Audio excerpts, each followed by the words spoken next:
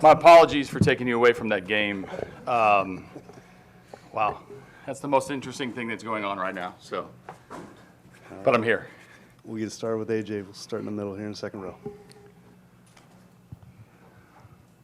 AJ, you're in Houston with a team that's ended a long playoff drought.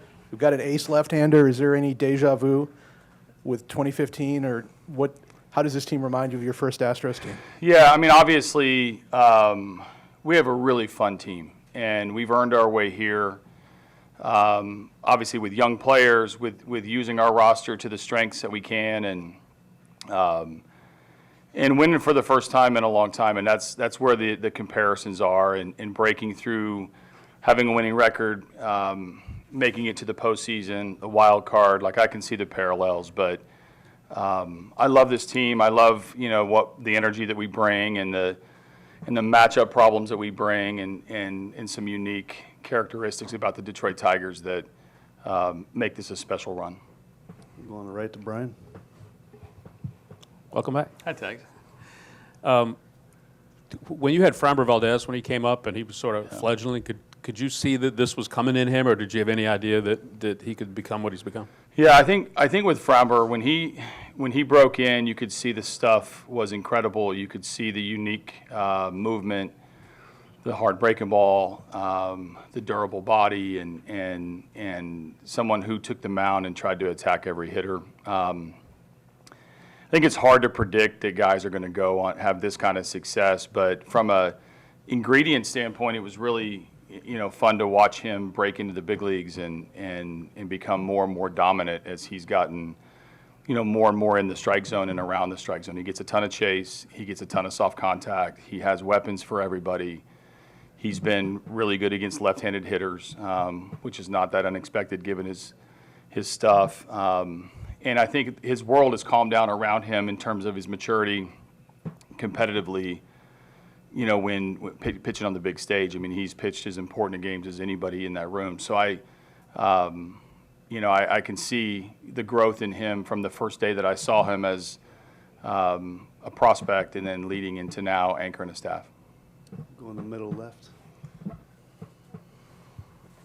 Hi, AJ. I know you've been back in this building before, but what type of memories and emotions come to you, especially around this time of year, being here and back in Yeah, Houston? there's nothing better than October baseball, and I have gotten to experience a lot of it in this building, and it's the best month to play because you have to earn your way here. You got to have a really good long 6 months, but a successful one to get here in the month, and then October baseball has really defined this building and this place for a while. So we know, we all watch baseball. If you're not in it, you're glued to the TV. If you're in it, a lot of times Septembers and Octobers have had to come through here. And so I think those are the memories that I have, sitting on this stage, talking to you guys, getting ready for pre-series workouts, like all that is something that I'm happy to be back at and ultimately want more of, because once you play in 1 October, you want to play in all of them.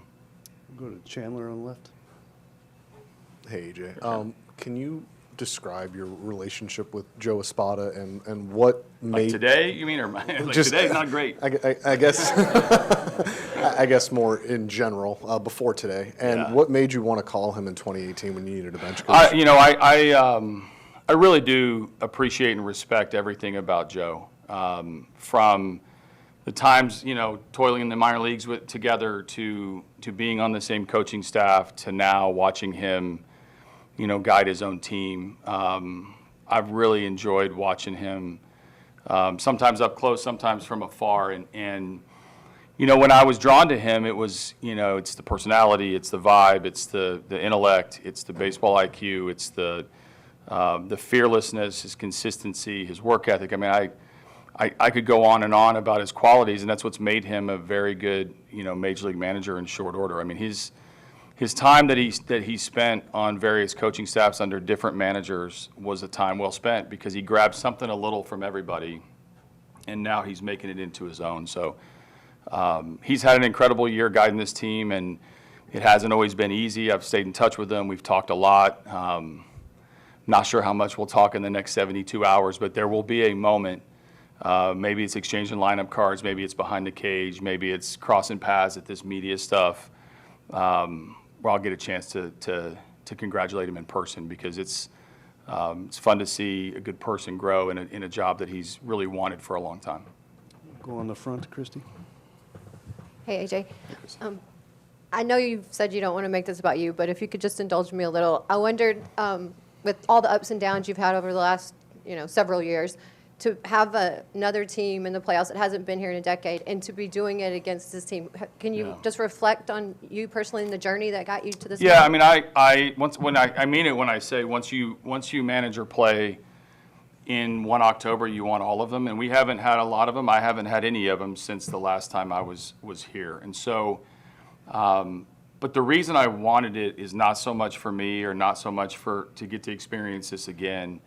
It's the room full of guys. I mean, coaches, players, our front office that's worked tirelessly to build this roster, our owner who took a risk on me when I was on the outside looking in. That's the meaningful part of this matchup and getting us back into October. I'd say I was sitting on a stage in a different city. If we were playing somebody different, it would mean just the same to me. Obviously my history here brings these questions, and my route to get here has had a few bumps along the way, so I'm very appreciative of being in this role. I'm very appreciative of being one of the teams that's still standing and still fighting to win, and I'm never going to take that for granted. I'm not proud of the story to get here. I've owned up to that, and I will continue to do that. I'm very sorry for how it all went down, but all I had was the next opportunity to try to make it better and try to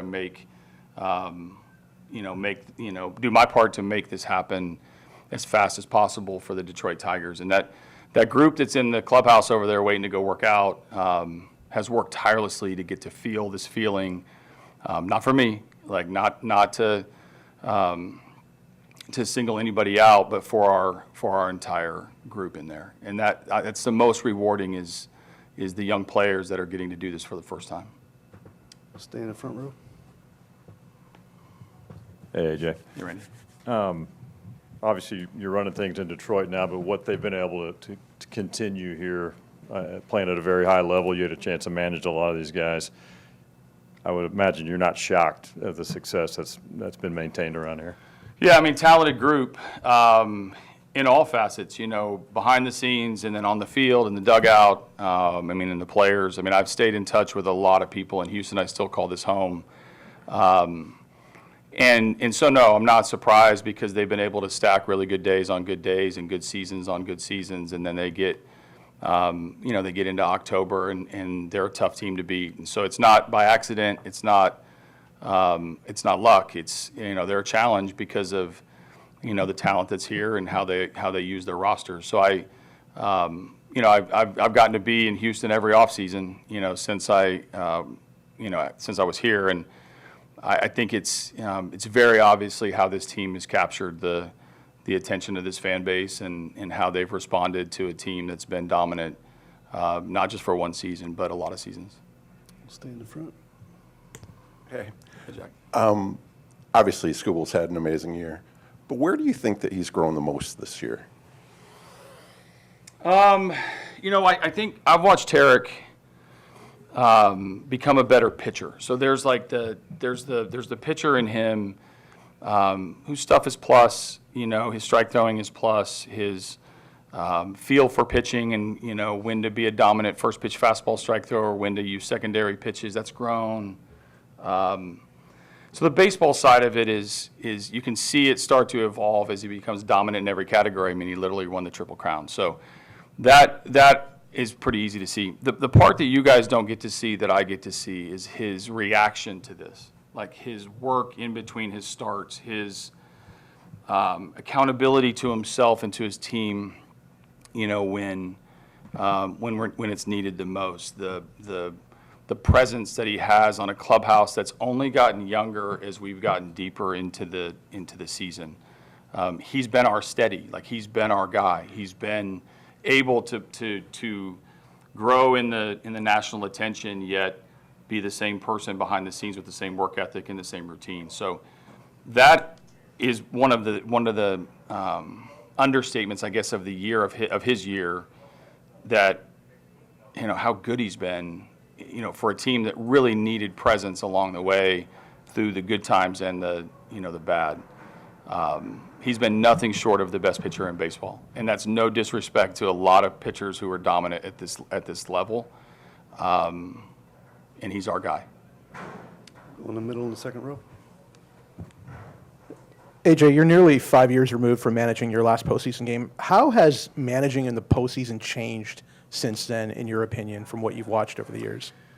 Well, I don't know if it's changed a ton. I mean, you're watching, every postseason I watch every game. Like, I'm a baseball enthusiast. I love watching games. I love the stress. I love the studying the different moves that are made, and the sense of urgency is probably getting greater and greater because the scrutiny behind every decision has multiplied. That's not to say that managers back in the day didn't have a ton of scrutiny. They do, but the pitching decisions come faster. I think more depth in the bullpen, or the use of starters in the bullpen, has created the opportunity to be okay making moves faster over the last decade. And then the matchup game is growing and growing and growing, where you're seeing more pinch hitting, more moves in game. Stolen bases, I think, are in the last year or so, since the rules have changed, have increased. So maybe little subtle tweaks in every area, but the pain of things that don't go your way and the joy of when it does hasn't changed a bit. It's still the same roller coaster ride that it's always been. Go in the front row, Cody. AJ, you kind of just answered part of my question, but what's it like for you watching the postseason over the past 4 years? I mean, has that been hard at all, or even watching the Astros? Yeah, because that means you're out. I mean, I think this is the time to play. I mean, this is why the Mets and the Braves are playing a doubleheader and leaving it all on the field today just to get a shot to travel cross country and play. I mean, this is why yesterday, we're watching 2 games, because we don't know where we're going. This is why you see celebrations on the field. So watching it, to me, is both, the sport at its best, and also a reminder that you got a lot of work to do if you're not here, because you got to put together a lot of good days to do it. So, if you can't tell, I love October. I think I think it's a great reward and a great opportunity for a team young, a team old, a team that was expected to be here, a team that wasn't. Whatever you're defined by, your best will come out in October, and you gotta earn it to get here. We'll stay on the left. If we're getting into postseason managing, I'm just curious, given the bullpen strategy that's been taken this season, how that's impacted, the decisions you've had to make in the last 24 hours. So our roster isn't set yet. We don't have to set it till tomorrow. Our plan, to give you a brief overview, is Tarik Skubal tomorrow and pitching chaos the rest of the way, which is kind of how it's been the last 2 months. Our players buy in. The usage of these guys has been random. They take the ball, they try to get their outs, they hand me the ball, and somebody else comes in.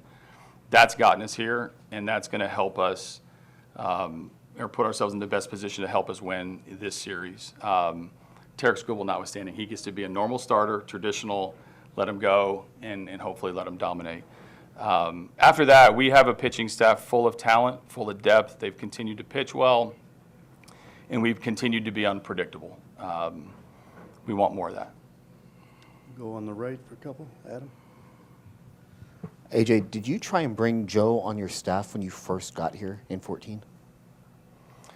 In 14, no, I didn't interview Joe, no. I talked to him a ton. It wasn't where he was in Miami at the time as the third base coach. We talked a little bit briefly about what it would be like, but I don't remember offering him a job. And just, I guess, how did he make the team better once he did get here? Yeah.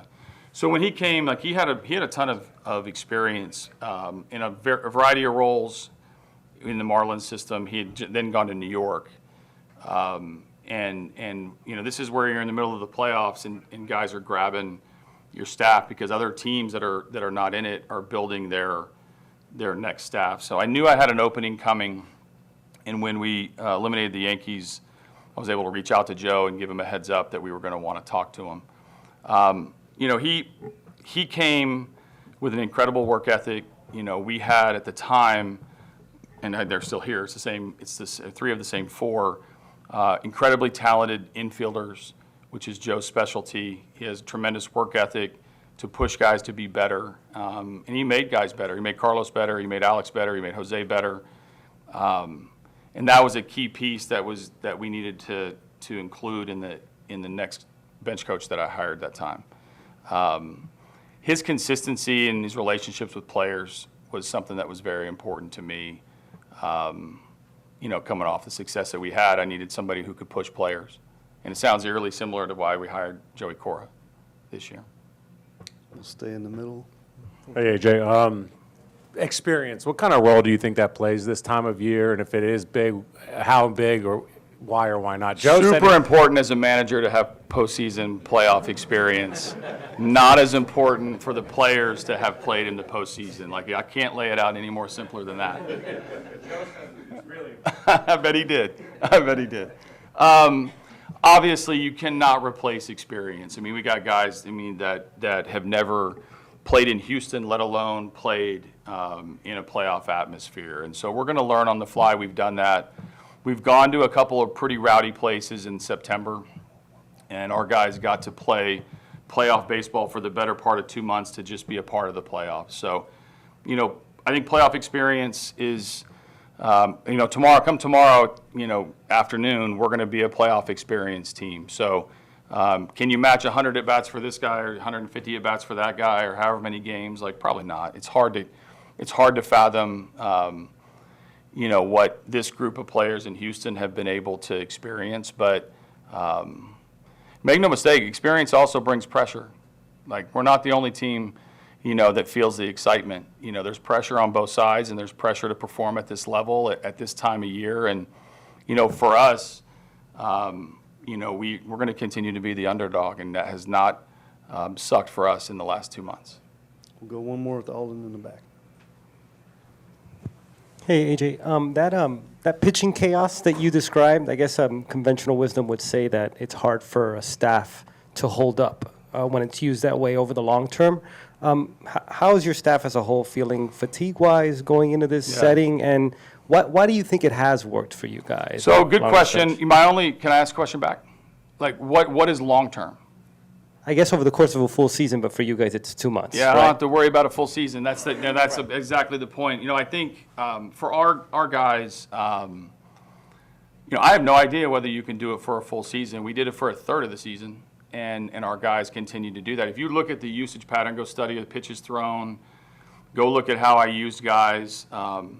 I think only one guy went 3 days in a row. You rarely went 3 out of 4. You know, we had bulk relievers that were actually really starters. They'd go 3 and 4 and 5 and 6 innings out of the pen. I think we even had one reliever go 7 innings out of the pen. So we were able to keep guys fresh, keep guys sharp, get the right matchups, have them come in, throw a ton of strikes, and get into count leverage, and then give us a chance to miss some bats or get some soft contact. So, you know, we try to just keep it really simple with our guys and pick whoever the leadoff hitter is that we want that pitcher to face, and go from there. I can't guarantee a soft landing with nobody on. I also can't guarantee that I'm going to, you know, go to a guy right away if someone's rolling. So we over-communicate. Our guys know a lot more than I share. I mean, I'm not going to tip off what our plan is, but they come very, very prepared for what we're going to ask out of them that day. And I joke about the chaos. Like, it's more organized than I probably give it credit, but it's been effective because it's really hard to hit. And it's hard to hit guys when you don't get a second look at them, or you don't get, if you think about, you know, repetitive behavior, if you throw a pitch to somebody and you hang a breaking ball and he fouls it off, you may never see that guy again. You know, you had your chance. And so us being able to mix and match, and the players being so bought in that they have not even as much as complained an ounce, has really set us up to be able to make any decision that we want. AJ, thanks for coming in. You got it.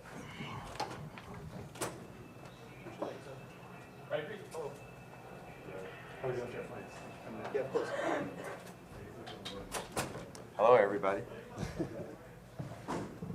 Get started with Riley Greene.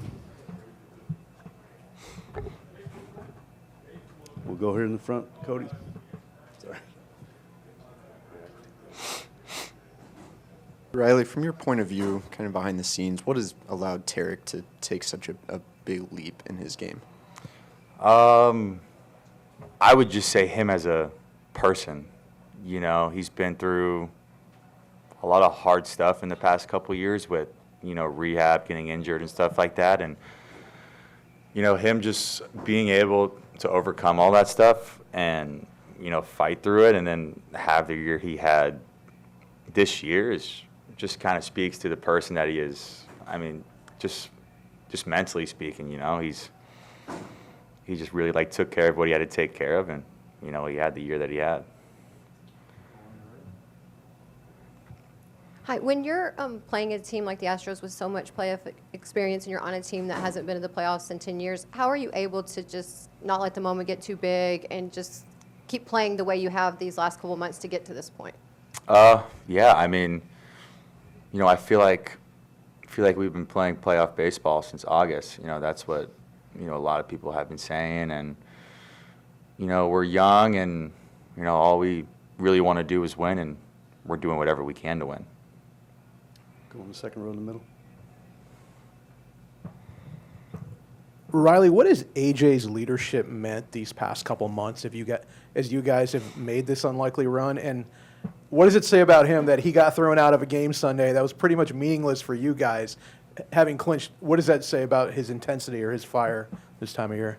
Oh, that guy's incredible. You know, since day one, he's believed in us, and you know, as a player going out there every night, knowing that he's going to put this team in the best possible position to win every single night, just makes us as players feel really, really good. Just knowing that he cares and that he's going to do everything he can to help us win. But yeah, I mean, having him as a leader, you know, he's been there, he's done it. You know, he's done it for a long time, so it's really, really helps. Go on the back to Alden. Hey, Riley. There's been some stories written about Joey Cora meeting with you guys in early August to just sort of preach sort of the message of aggressiveness on the bases. I'm wondering just maybe what do you remember from that meeting, and how much of an impact did it have in sort of a shift in you guys becoming such an advantageous base running team? So I wasn't a part of that meeting. I was in the room next to it because I was still rehabbing at the time. I was in the training room, but I kind of got the message from some of the other guys, and you know, just being aggressive on the bases. You know, just first to third. You know, like he's gonna send us. We all know he's gonna send us. You know, just being aggressive, making them make good throws, because you know, in reality, it's hard to make throws right on the money, on the run, and just things like that. So just trying to take advantage of everything we can. Anything else for Riley? Go on the right. Hi, Riley. AJ pointed out, and he's done it more than once now, that a lot of the players in that clubhouse have not been in this ballpark, period, let alone seen like a postseason atmosphere. Having played here, how would you describe this ballpark to some of your teammates, and just both in terms of the ballpark itself, but also the atmosphere? Yeah, start with the atmosphere. I think we played here. We played here pretty early, and it was loud. I mean, I couldn't hear myself think when I was on the field. So I mean, we know it's going to be super, super loud, and you know, just the field. There's a lot of different, you know, interesting things about it. You know, with the left field wall, it could take bounce left, right. You never know. And then with the left field gap, you know, there's a bunch of different variables with that. So really, just as outfielders, you know, working together, you know, backing each other up, making sure we're playing balls right, and you know, just being in it together. Anything else for Riley? We'll go one more, Cody. Riley, how will you go about, you know, your preparation in left field, just even though you've been in this park before, just making sure you have the angles and know how the Crawford boxes play and all that stuff? Yeah, I mean, like you said, I've played left field here before. You know, just kind of the same as I did past couple times, take some balls off the wall and just really try to position myself in the best position to where I think the ball is going to go. But, I mean, you really never know what kind of bounce it's going to take, so just kind of rolling the dice with it. One more over here on the right with Jason. You mentioned the noise here and, you know, being hard to think, let alone communicate. as outfielders, you're used to being able to call each other off and call for balls. When you have a really noisy atmosphere, does that go out the window? And if so, how do you balance physical signals, hand signals, with still being able to focus on the ball? Yeah, I mean, we've been doing it all year. I feel like, we've really said, just try to make yourself big, use your hands, do whatever you can to, make the off guy know that you have it. And, we're not going to be able to hear each other talk out there. So just trying to, peek at each other, use our hands, do whatever we can to make it happen. All right. Thanks for coming in, Riley. Thank you. Lead off. We'll go with Christy on the right. What does it mean to you to be the game one starter for your team when the team hasn't been to the playoffs in a decade, and just kind of the prestige of being in that spot? Yeah, I mean, it means a lot to have the confidence from AJ and the organization that, I'm going to roll out there tomorrow and do my best to put our team in a position to win. We'll go in the middle, second row. When you find yourself in must-win games for weeks, maybe months, how easy is it to just roll that mentality over to the playoffs compared to other teams that have had a chance to reset or whatever since clinching? I don't know if easy is the word I'd say, but, there is some experience in that. The last month for us has kind of been must-win every single night out there, and we've been doing it. So, it's a different stage, but we got to just keep playing baseball the way we know how. Go to Jason on the right. When you were here in June, I remember there was that one inning, maybe even just like a 12-pitch sequence, where they did a lot of damage off of you. What did you take out of that outing, going into the rest of summer, if anything? And as you prepare for this start, do you take anything out of that outing to look back on? Yeah, I mean, I'm going to go watch film from both my starts. I've already watched it, from against these guys. And, I think that inning in particular was just a lot of pitches that ended up in the middle of the plate. So, generally when I do that, it's not good results. So, just get out of the middle of the plate, get in your counts. And I think that all happened in like 8 pitches, but the rest of the outing was pretty quick and pretty efficient. So, I need to execute pitches. We'll go to Alden in the back. Hey, Tarik, what's it been like for you watching the way this team has sort of pieced together games with the pitching staff on the days that you're not starting? And also, has it further incentivized you to just make sure that you're pitching deep into games to sort of free up that flexibility on those other days? I mean, I think it's incredible to watch those guys put in whatever scenario they're put in and go out there and get outs and get zeros on the board and get our offense, back in the dugout. I think that what those guys have done is nothing short of amazing, and the stuff the scenarios they've been put in is not very comfortable probably, but they've done a great job at it. Come back on the right, Jason. I know we talked with you yesterday about finalizing the pitching Triple Crown, but curious in the 24 hours or so since then if you've gotten any messages that have been meaningful or anybody's reached out to give you congratulations or anything like that. Yeah, I mean, I probably need to respond to a little bit more, text messages and stuff, but it's been cool. It's been cool. Family, friends, all that stuff have reached out, and it means a ton. Anybody else for Tarik? All right, Tarik, thanks for coming in. Thank you. That was a cool article. Yeah, thank you.